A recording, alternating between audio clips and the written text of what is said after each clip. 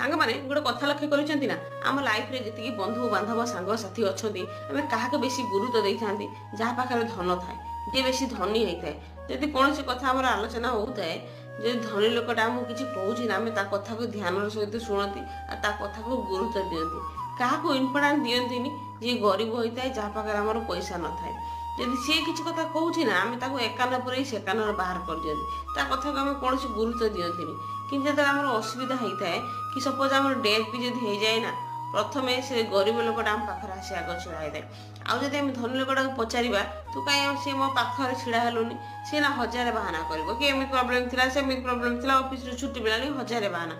से